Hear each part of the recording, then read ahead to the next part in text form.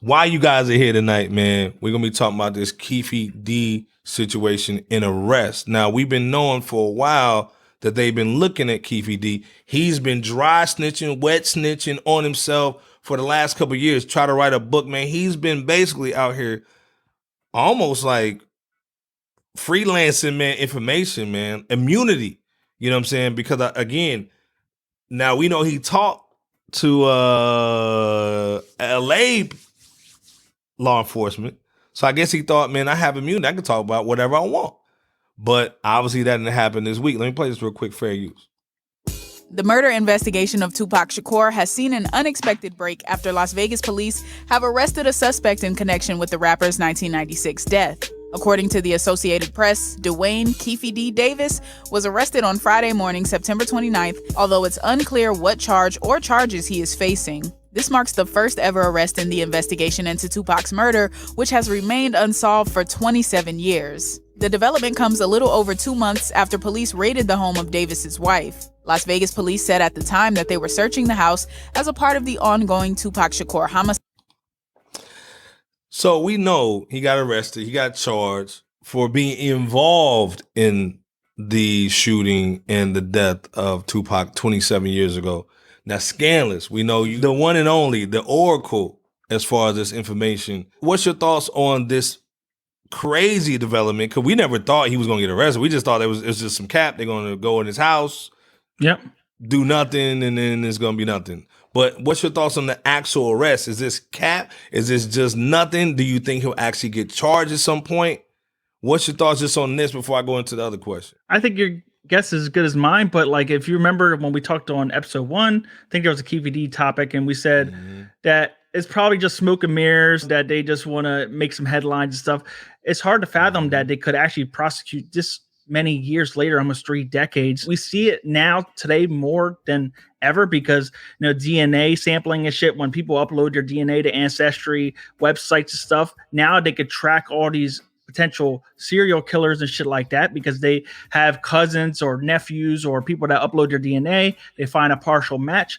But the difference here is that we don't have no DNA to prove who was sitting in what seat. We don't have no murder weapon. We don't have nothing like that to prove who was holding the gun. So like a lot of people say so-and-so was in this seat, Keefe D is feeding them these lies or disinformation, telling them what they want to hear. So like if I'm Keefe D, I'm not going to say I did it.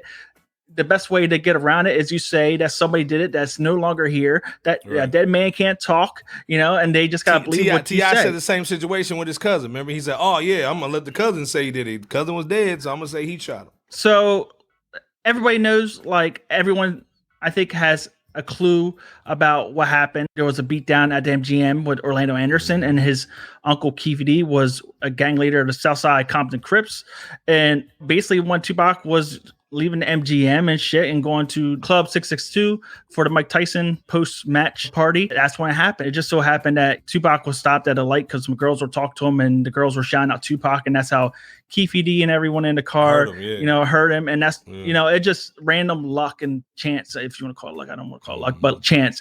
But everyone has known that Orlando Anderson was involved in this since 98. So it wasn't a big mystery or thing. So all these platforms are saying, oh, I helped solve the case and it was me that solved the Tupac murder. They're straight capping because everyone known Orlando Anderson and his uncle have been involved. It's just the Las Vegas police and the LAPD didn't have no concrete evidence to support this. So they just waited. Right. They waited for this man to keep capping or keep talking, flapping his gums on all these social media platforms because Keefe D thought that he was protected by an agreement, which basically gave him immunity, which was so far from the truth. So the police, I don't know if they played him. They played him.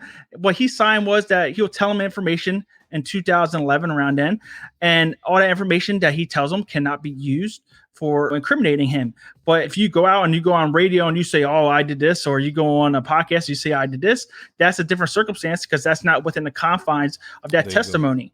So that's how they got him, because he started going on all these platforms. 2018, he wrote a book. And I feel like this is why they kept waiting and waiting. And people say, why wait to 2023 instead of 2018? Because they kept waiting to get more information so they can have to stick to him. we'll just see how this plays out. Obviously, if they had a court order to go raid the house that's been 27 years after the fact, and the shit's not going to be there, obviously there has to be something there, whether he was bragging or showing people that he had bullets or something, because, there was this other YouTube channel, I can't remember the name, sorry about it, but there was this other YouTube channel where this guy said that he may have been bragging to his homies that, I did this to Pac and I had this and this. And obviously he could have bullets from the actual gun still, because, when you're shooting, it's going to go off in the car. It's going to kick back in the car. If they have that, then he's as good as done. And I think maybe he's not even a big fish that they want. And maybe they want him, to spill the beans on somebody. Well, and let's be clear. There's no immunity for murder. Let's be clear. Yep. So the other situation boils down to he also was snitching on Sean Puffy Combs. So he was saying, hey, if I got half of that money that he promised another person, then, hey, I would be straight. I would have been X, Y, and Z. So again, I've seen a couple YouTube channels basically saying, hey, man, there's no way they're going to implement Puff in this situation. There's no way they can prove it. They're not going to use this scumbag who's basically been capping for a while and that's a scammer to basically bring down somebody who brings in money like Puff. But let's be clear. He lost that deal with the weed dispensary. That was $100 million deal. He lost the Diageo situation. That was $100 million situation plus. He's not bringing in the money that he used to. So he's not as valuable as he was to the conglomerates, the 1% before. And it makes you wonder why he gave back his publishing rights to his artists when he's losing money. Right. And then also we saw Whack 100 also say that, hey, man, he's shook right now. You know what I'm saying? Puff is shook because he knows, man, he's out here, man, by himself.